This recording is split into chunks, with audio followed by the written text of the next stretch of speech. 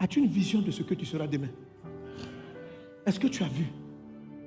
Est-ce que tu as vu qui tu es? Tu as entendu qui tu étais. Tu as entendu que tu es un champion, mais tu n'as pas vu que tu étais champion.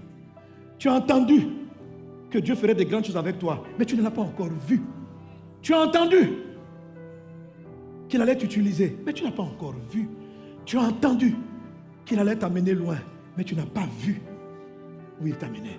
Tu as entendu, mais tu n'as pas encore vu. Il faut que tu montes pour voir.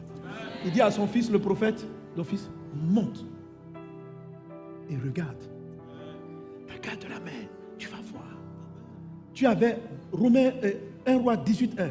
Dieu a dit, je fais venir la pluie. Mais la pluie ne peut pas venir tant qu'on ne l'a pas vu arriver. Il faut voir la main. Tu dois voir le petit nuage.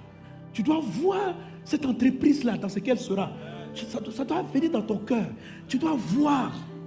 Tu sais que tu vas avoir plus de ressources que ce que tu as. Mais tu n'as pas encore vu. Mais tu n'as pas encore vu parce que tu n'es pas élevé. Tu n'as pas encore vu parce que tu te bats à un niveau... En fait, tu n'es pas en hauteur, en fait. Tu es trop... Tu es au rêve de choses. Tu es dans la vallée de tes problèmes. Tu es dans la vallée de tes challenges.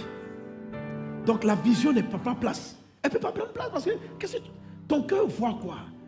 Ton cœur voit la manière dont tu souffres. Ton cœur voit ta galère. Mais ce n'est pas la galère que Dieu veut exécuter. Tant que tu vas voir la galère, tant que tu rentres à la maison et tu vas pleurer, quel jour mon salaire va changer? Ta vue que tu vois là va te conduire toujours dans la galère. Je ne sais pas, la vue oriente ta direction. Mais la galère est ton quotidien. Il faut que tu t'élèves.